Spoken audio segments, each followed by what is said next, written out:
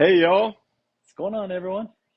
I'm Jay, And I'm Chris the Bird Nerd. and we We are are the the Bird Bird Brain. Brain. So What'd you think, Einstein? Did you like that? we have a guest. So it's funny, my wife mentioned to me this week, she said, ever since I moved my office up here, I haven't hung the art that used to be in my old office behind me. And she's like, Chris has that whole bookshelf with all the bird stuff, and you just have like a prison wall. She's like, so you need something in the background. So I got my There you go. eclectus. What's Um, what's what's better than art than a real eclectus to sit on your yeah. shoulder? I'll take that over books any day. So no, here's what's going on, y'all. So Chris normally he's got to put his kids down and all this other stuff. So we don't normally start podcasting till shoot Yeah, 9:45, 10 o'clock my gonna time, and was gonna Einstein's say this. long asleep. Yeah, sun's well down before then. hmm But Chris texted me today. Obviously, he's in a hotel here, and said, Yeah. "Hey, I can just start now if you want." And I about jumped out of my shorts. And then I got up here and said, "You know what? I should just go get Einstein." And I love it. so I've been wanting him to make a podcast appearance for a long time, and we're going to get a couple episodes out of him tonight. So I love it. I've been wanting to get Mikey in and have him on my shoulder. And yeah, we need to find a day where we can do it a little bit earlier like this and have our birds awake. They'd probably like to see each other in the videos too. So no free ads, but a little Hagen, hey, there little you go. forager's treat for Einstein to half eat and half spill all over my shoulder. He does love them. So my brother mentioned this to me. I've got a brother who's real tech savvy, and he mentioned to me that we should do a live podcast. We should. So I'd we'd have love to to do that. figure out, we'd have to do it like during the day on Saturday or something. So Yeah. and I know we have an international audience, so I think during the day Saturday is the right move because even if you're in Australia, that's Sunday morning for you, hopefully. Yep. And obviously we'd record it and post it after the fact, but I'd love to take live questions and just get some interaction. I'd And I love was that. That'd be thinking awesome. too, that might be a good one to try to get the wives to be involved with Ooh. too. I know my wife. My wife's a little nervous to get on, and I said, "Why?" She's like, "I don't know much about birds." I'm like, "You don't need to know anything about birds." I'm like, "You're married to the bird nerd. Yeah. I'll answer the questions for you. You just come on and look pretty and tell people that it's okay to have as many birds as I do." I That's funny, I had a similar conversation with my wife this week. I was showing her I've got some baby Borks that I just got back that have been being hand fed by a friend, and they're weaned really, but I'm extra, so I'm just topping them off at night. Every night I'm Yeah. giving them a milliliter, just one big syringe full. And so I was showing her how to do it the other night, and she stopped me and she goes, "Wait, why are you showing me this?" And I was like, "Just for you to know." And she goes, "You don't expect me to ever actually do this?" And I was like, "No, but like, well, it's like changing a tire. You Yep. can call AAA, but it's still good to know how to do it." So Um, true love story right here. My wife, she's not a big animal person in general, which is funny because y'all know I've got hundreds of birds. We've got a cat in the house. My son has a bearded dragon. You wouldn't expect that my wife doesn't like animals. And when we were like a year into our marriage, we're in this basement apartment. You know me, I went and bought some birds. I had a pair of Goulian finches, my first pair that I had ever owned. They had babies. They tossed the babies, which probably will go into our topics today of rookie mistakes, Jay. So that'll be a good segue into it. But she showed her true love, and we actually two of the chicks that they tossed survived or were still alive, and we took them and hand raised them. And my wife hand fed these babies while I was at work, and then I did like the evening sessions in the morning right before I went to work. So I'll have to give it to her, even though she's not an animal lover. She showed her true love and hand fed these birds.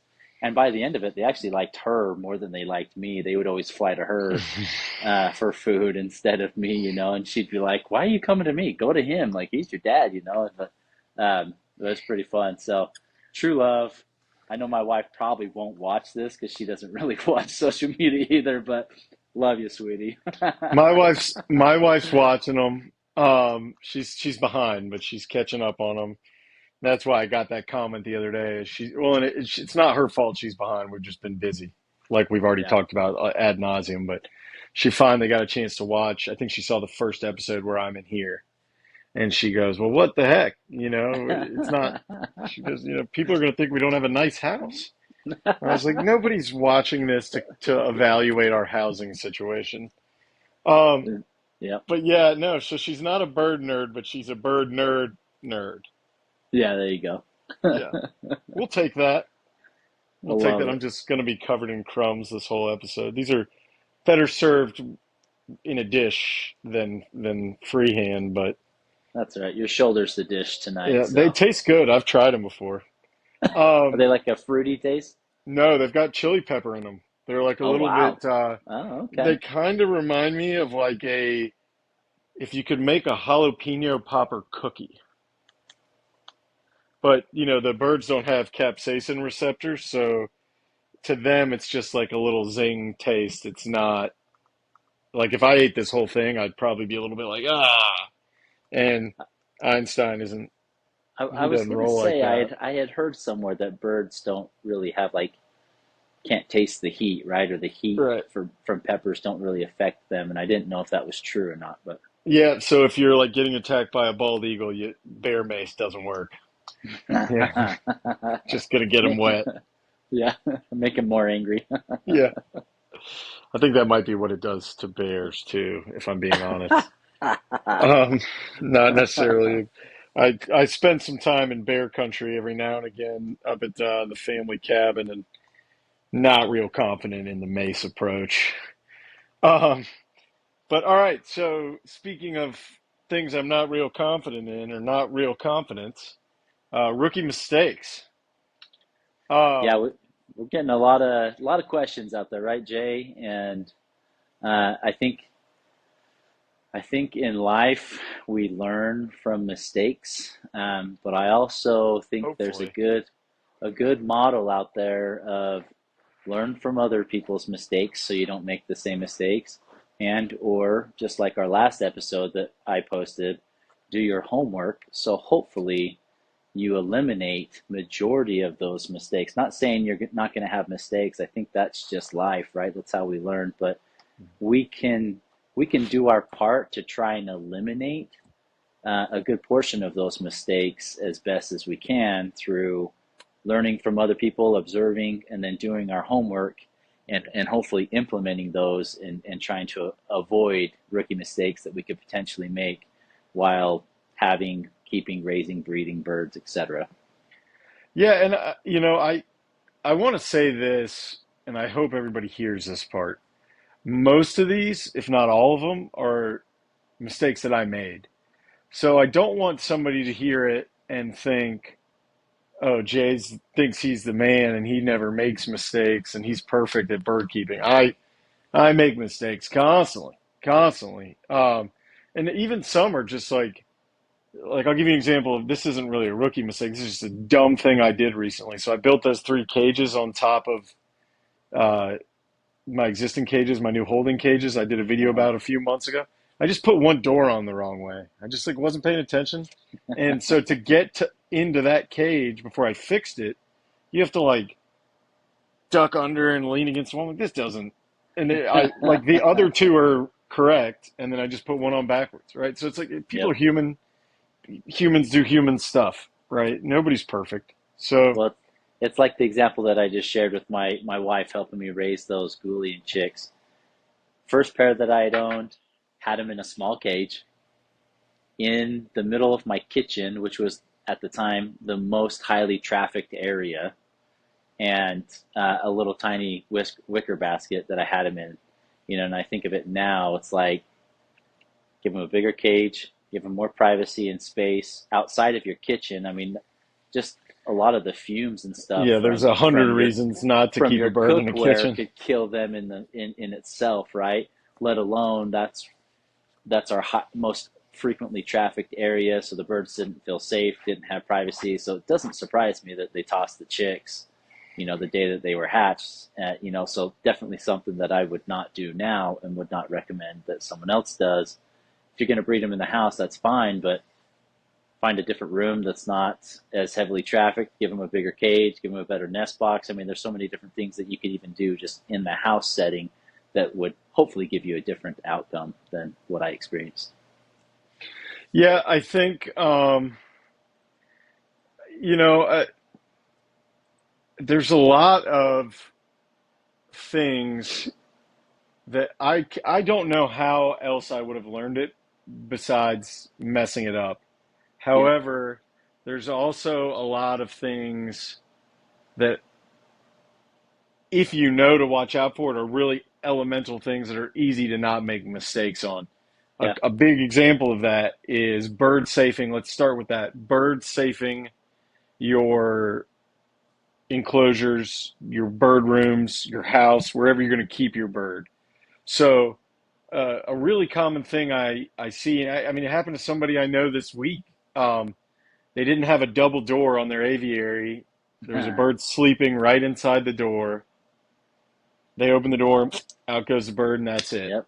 Gonzo. Um, Also, big things, open toilets. So you just have your toilet up with the seat up, like most people do. That's how I keep my toilets. A bird lands in there and it's all slippery, right? It's like Yep. they can't get out. It's like quicksand, and they end up drowning in the toilet. Yep. Boiling pans with boiling water open. Yep. Ceiling fans Oh, those are a I've big had birds one. in the past get drilled by a ceiling fan, break their wings or their neck. I mean, it just Right. I mean, those can be really painful. And same with windows, right? An open window or with no blinds on it, and the birds think there's nothing there, and they fly directly into it. yeah, I mean, yeah, the windows, blinds, hanging chandeliers. I mean, there's a million things. I mean, and some of it is kind of unavoidable. Yeah, You lost a starfinch this week to yeah, basically suicide. yep. I don't know. Yeah, somehow got its head stuck through the wire. I mean, Yeah, I mean, it's one of those that's probably a one out of a million case, but still something that I'm looking at, and I've gone through and looked at all of my wires in there, and if there are any of the squares that seem to be bent out a little bit, I'm fixing the shape so that hopefully they can't in the future stick their head through any of those spaces. But yeah, just sometimes there's freak accidents that happen as well, similar to that case, that it's just really unfortunate. But yeah, and then so then you get into mistakes of so those are just kind of the freak accidents, right? Or the mistakes of some. I guess some of the bird safe stuff is mistakes of knowledge. Another yeah, really common one: feeding birds junk food. I mean, yes, I don't know who Einstein was previously owned by. I don't know what they actually fed him to a point. I know what food he was on when I got him. It was not the right food for an eclectus. So that we're getting into the stuff where you didn't do your homework or you didn't do yeah, enough of your homework, right? yeah, So one, we did the whole episode on it, and we don't need to get too in depth, but one or two articles, real surface level, or one blurb on the back of the bird food does not an expert make, right? right.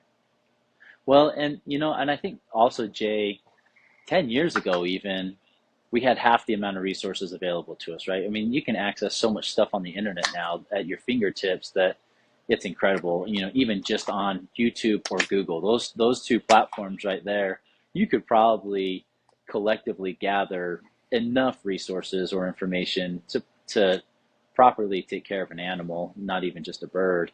10 years ago, most of this content wasn't online. You had old books or magazines to reference, and a lot of the information in there is probably not accurate to today's standards. So we have more information to us available to us at our fingertips now.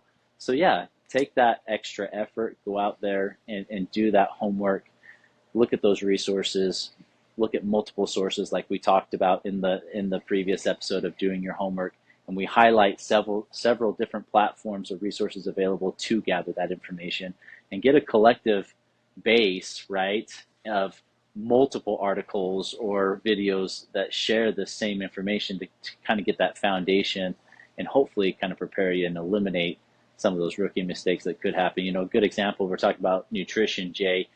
I had several years ago a lady that she had a bunch of zebra finches, and I had sold her two zebra finches, and she only lived a couple cities away, and I was traveling, so I was like, you know, I'll drop them off at your house for you. So I took them to her house. She showed me her cage, and her zebra finches just looked fluffed up, and and I was like, oh man, like something doesn't look right. She had a good sized cage for them, so I think her environment was nice, but she had read that it's important to provide fresh vegetables, so basically egg food. And she took that as that being their staple diet. And she only gave them vegetables every day. Now, these are little zebra finches, right? They've got a high metabolism. They need those carbohydrates. Whereas you have a big eclectus there, Jay, that diet actually kind of shifts a little bit more to more of the fruits and vegetables, right, as their staple, and seeds as, 20% of their diet. Whereas a finch with such high metabolism and activity, theirs is more like 80% seed, right? And the other 20% is fruits and vegetables, mostly vegetables. And you could just see the birds were lethargic, they're fluffed up, And so I asked, I said, hey, we probably your finches, they need to have some seed as their diet. And then even just in that, I had to explain, now there's seeds for parrots, there's seeds for your mid-sized birds like cockatiels, and then there's seeds for your finches, and there's multiple different seeds for your finches. You have canary seed, you have finch seed, and try to explain to her the different types of seeds, because there are certain seeds that the zebra finches can eat that probably your collectus wouldn't eat because the seeds are too small, right? So gave her the right information.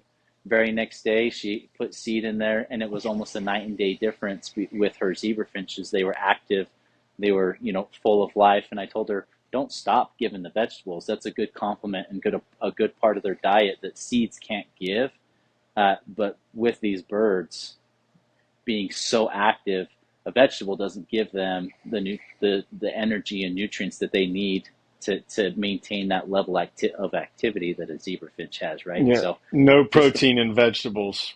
right, So and so just a night and day difference there. And so and I think that's just a good example, right? A rookie mistake of looking at one source saying, oh, I should just give vegetables as their staple diet, and that's all you give them, when it's really they need more than that, right? So gathering a collective uh, you know, source or information so that you can make a better educated judgment or, next steps. So, right, and I mean, like, yeah, I mean, exactly what you're talking. So, like, I'm a Finch guy through and through. I I feel eminently qualified. You give me any kind of Finch, I can keep it. I still absolutely do my specific species research every time, and then like yeah. when it came to Einstein, I didn't think, okay, I've been keeping birds for over 20 years. I'll just get them and it'll be fine. Between when I knew I was getting them and when I got them was a few weeks, and I mean, my wife would tell you she got sick of the word eclectus because all I did was research, ask people. I mean, I bugged the snot out of Zeb Ernest. Tony Arnold kept eclectus back in the day. I talked to him a lot. My Hagen rep, Melanie, talked to her a ton about it. Talked to several other people that I knew. Talked to Rhonda. I mean, Yeah. and read, I don't know, 100 articles minimum. Right. And and like what you said, it's actually funny. You just got Einstein's diet like all wrong. Um, and I would have said exactly what she said. So Einstein doesn't eat seeds at all. It's not a seed parrot at all. So he can eat them physically, and even like millet he likes, but it's really not what he needs at all. And so I only use it as like a very treat type thing. So like when I'm harness training him and things like that, I'll give him a few sunflower seeds. And he always, when I'm changing the cages and as part of that, I clean out all the seed dishes, and there's some seed ends up on the floor. If Einstein's cage is open and I'm not looking, he will sneak down and try to eat it off the floor. But for like a staple diet for him, he's like probably 40% fresh fruits, fresh veggies, fresh legumes, and then the rest is all pellets. So Yeah, he's not eating seed in any major quantity at all on a regular basis. Whereas like the analogy I always make is like he's like a diesel truck, right? He's a big diesel truck. He's never going anywhere super fast, just kind of smooth, steady. Finches are like a Formula One car, right? They're yeah, high revs, full energy all the time. So they need high fat, high protein, high yeah, calorie diet. And they're eating, a finch in a regular day is eating 30 to 50% of their body weight. I right. mean, that's crazy. They are one step up from hummingbirds, right? Yeah, So these are things, and like you're talking about, I've seen it a lot of times, cockatiel mix for finches. And there's what, 10 different seeds in a cockatiel mix, and the finches can eat two of them. like two of them. Yeah, Yeah. So, um, stuff like, I guess let's talk about some more specifically because there's a bunch I could list a lot. So, caging in general, a parakeet starter cage is not the right cage for a finch, especially if you don't even have the perches set up so the right. birds can fly side to side. Drives me nuts. If, you know, I've more than once gotten birds from people and they're like, "Yeah, bird's healthy, bird looks good."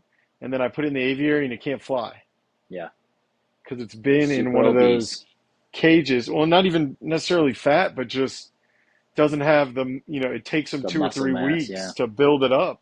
They can like yeah, fly along the ground, but they can't gain altitude. yeah. And it's just because for the last year or two, they've just been bouncing back and forth on their legs. They have really strong quads and they've skipped arm day, you know? Yeah. Yeah, yeah, So, yeah.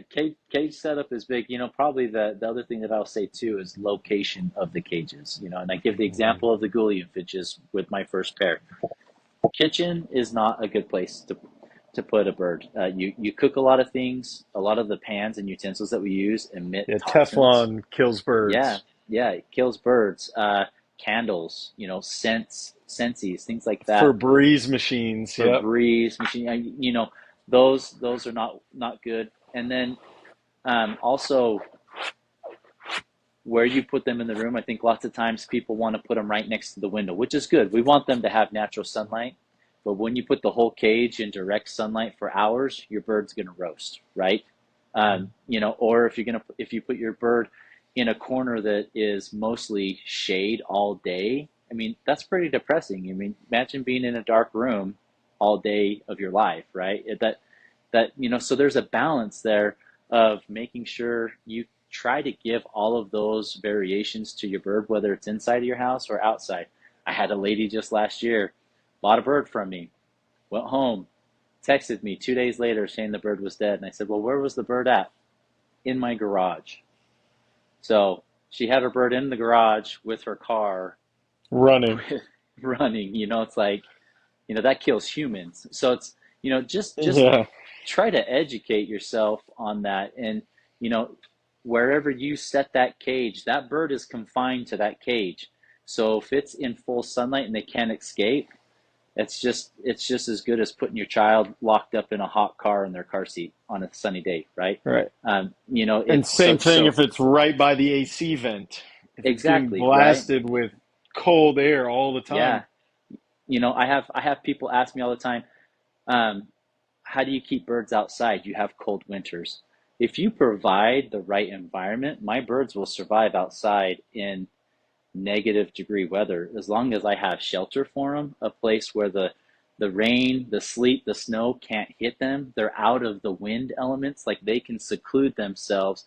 It's not so much the temperature that kills the birds, it's the rest of the elements that they're exposed to, right? It's the direct elements of the weather. So it's just being smart, and then also knowing your limitations. I do have some tropical birds that they are temperature sensitive. If the temperature gets below or above a certain point, the odds of them dying are pretty high. So I do have air condition or a heat element throughout those different seasons to try to regulate and keep the temperatures as steady as I can, but then also an environment where they can come inside and escape the wind or the rain or the snow or the super hot sun, right? So it's just understanding how to provide those elements and giving the birds an opportunity to regulate themselves. If they're too hot, where can they go to escape the heat? If they're too cold, where can they go to get some heat? And so it's making sure that you provide those resources and elements for your birds, and then letting them choose and regulate themselves is usually your best option. Right. While we're talking, I'm kind of realizing this. I think it all comes back, and I've said this before, it all comes back to like a lack of patience, which kind of doesn't cover the whole thing, but that's as close as I can get. We're so excited to have the bird. Yeah. We're we want to see him all the time. We want to figure this whole thing out, but we haven't really thought it through. And anytime I do anything drastic, I don't do things on a whim with the aviary. I've learned the hard Mm-hmm. way. Yep. Hear that. When I say I've learned the hard way, I mean birds have died. Yeah. Um, think everything out. Think about it four different ways. Think about, well, what if this happens? What if that happens? Well, hey, have I ever heard somebody else talk about this? Let me Right. run this by somebody. I mean, Yep. we have a text. Chris and I have a text. We text stuff. Alex and Chris and I have a text. We talk to Aladdin, the three of us. I mean, Uh-huh. it's very normal for one of us to say, like Alex texted us the other day and said, I've got this thing going on with my birds. Here's my plan. And we both kind of weighed in and said, Yep. like, this, I agree, except I'd change this one small thing. Yeah. That is the way to do it. That is Yeah. the way to do it, is think about it for a long time. So if you're thinking, I really want to get finches, great. I more than anyone else you've ever met, want you to get Yeah. finches. You, the listener, get a Yep. finch. Yes. Before you do it, take a week or two, plan it all out. And like I'll Yeah. give a shout out to like Charles Cole, Yeah. one of our great listeners. He'll listen to this podcast. He has done a Charles, thank you. great job of planning. He built the big aviary, didn't buy 100 birds at once, asks questions, has clearly done his own research, comes to me, and I can tell the difference. And I'm happy to help you no matter what level you're at. I can tell the difference between someone who's done their research and then is coming to kind of confirm it, Yeah. and the person who's essentially Who too doesn't, lazy. yeah, who doesn't want to look into it and is just asking for a free handout. Let's be honest. Right. And I've gotten to the point with a couple people now where I'm like, I have a YouTube video on this. Here's the link to the video. Yeah. Okay. They come back after the video and they say, well, what about this and this? I'm like, you didn't watch the whole video. I know you didn't, because I know that what's in that video. Go watch the whole video and Yeah. then come with fine-tuned questions. Yeah. So I can't tell what he's doing. I'm not used to podcasting with a partner. He's just hanging out, enjoying your voice, Jay. He's like moving his feet like that subtly. You might not even be able to see it on camera, but he might be doing it just to mess with me. He might want it more attention than he's getting. But which I was working from home today. I had him out all day, so he's been one Nice. on one with me for like 12 hours already today. So I don't know what he's complaining about. But normally he's sick of me by now. But Yeah. yeah, I mean, so it's all this stuff. So what it really comes down to is go slow, do your homework like we always say, ask a lot of questions, and try to approach it from the point of view of the bird, how it will affect you. Like you said, the kitchen, I get why the bird went in the kitchen when you're a newbie, right? In your mind, you're like, oh, I'll get to see these birds all the time. Yep. We're already in here. I eat my meals right How to buy here. a window, all that. Yeah. And what's best, if I mean, I get my aviary is a classic example of this. So it's kind of tucked in between my house and the shed, right? And anybody who's seen my channel, you kind of know what it looks like from the outside. If I wanted the aviary, and I may still expand it some, we're working on that, but the aviary is clearly set up to be a good wind and weather break for the birds first, and viewing for me second. Yeah. if I wanted it to be super viewable, it would be out in the middle of my yard with no sides. Yeah.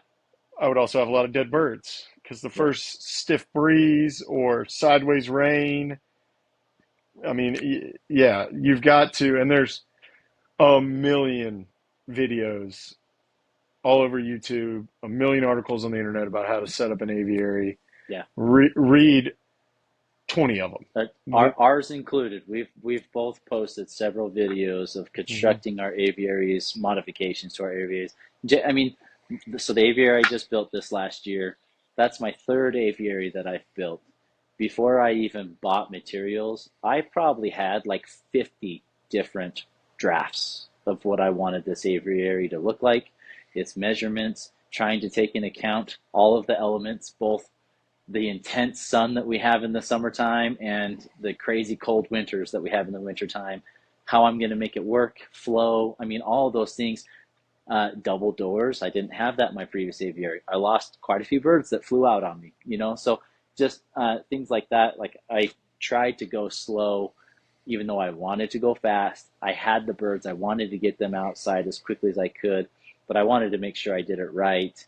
And so far, I've found very few things that I dislike about my current aviary than what I do like. So I think that's definitely a win. Yeah, it is a win. And I mean, this aviary, I mean, I'm on the second version of this aviary. Yeah. I didn't change a ton, but it was enough that, what, 2 years ago now, I guess, literally tore the whole aviary out and rebuilt a whole new one, slightly different.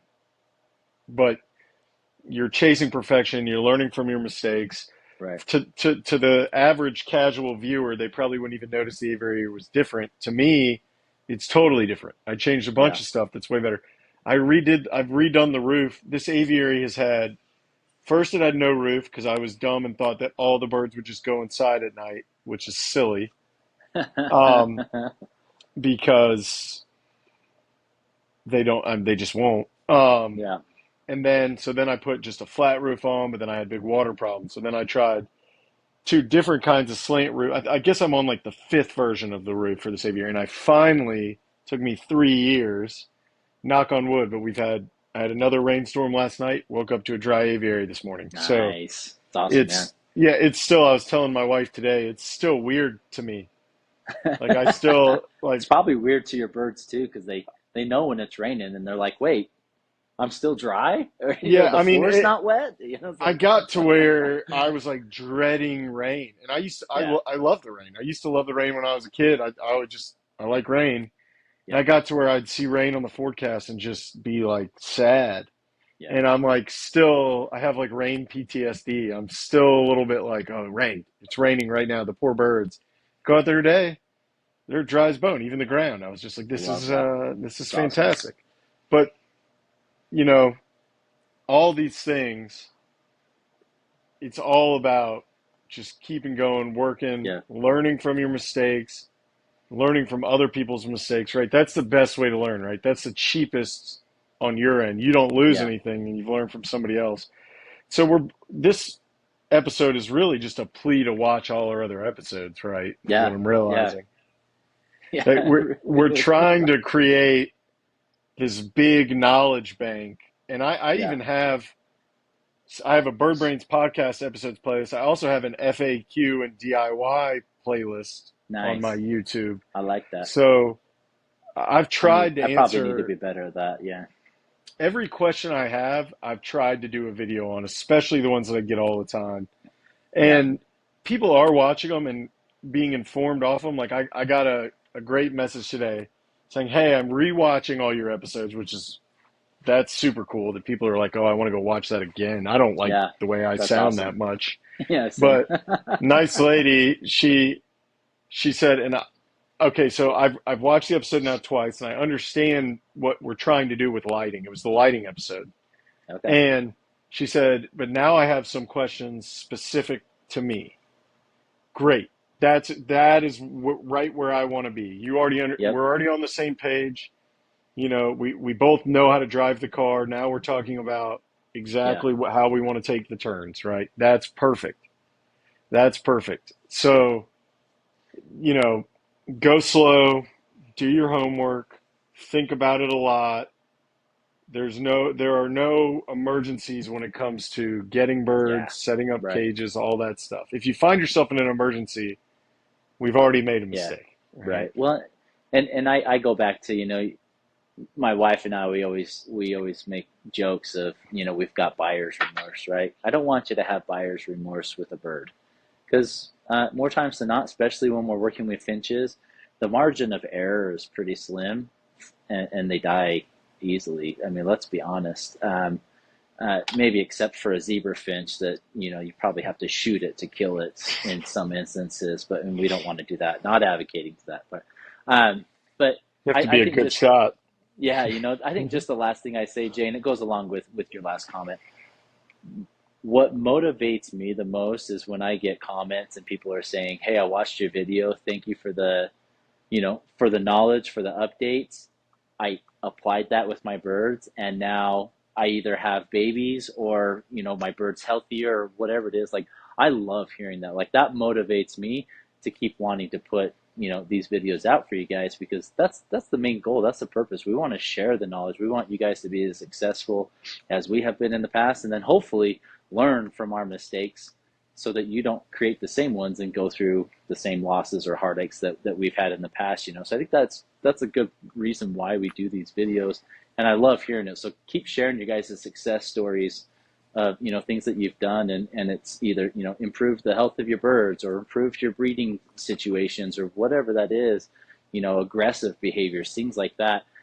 It's really cool, and maybe there's a different technique that you guys applied that we haven't ever talked about. Share it with us because we want to, there's multiple ways to successfully house a bird than what just Jay and I say or share, right?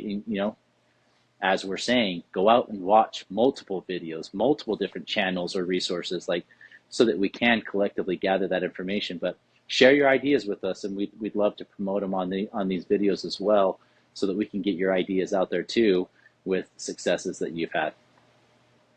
Yeah, and I can't think of the person's name, but like last we did an episode recently about dream aviaries and talking about like the combination fish tank bird cage. Yeah, And yeah, somebody, how could you make that work? And somebody brought up that you could use lighting as to create a false wall for the bird. I mean, we are definitely not the world's top experts. We've been doing it a long time, and we've maybe just made a lot of these mistakes, yeah, more than our fair share. But there's so much brilliant knowledge out there.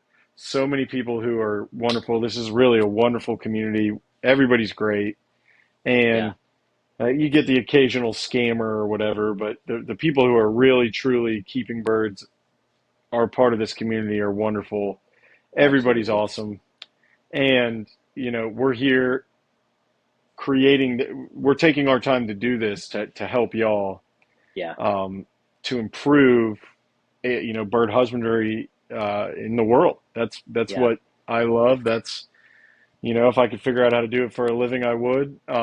I will say the Yes, one me too. caveat, if you find yourself with buyer's remorse and you have finches, let me know. I will take them. Yeah, we have a few, a couple big aviaries that they'd have a happy long life in Yeah, there. So, happy to be your safety valve. Um, Especially if you have like mass grass finches, fire finches. some of the rare species that are a lot of money, we'll take those off your hands. So, Yeah, yeah, I'll split shipping with you. Um, so, but yeah, so Chris, if they let's say they do want to send you a bird, where can they find you?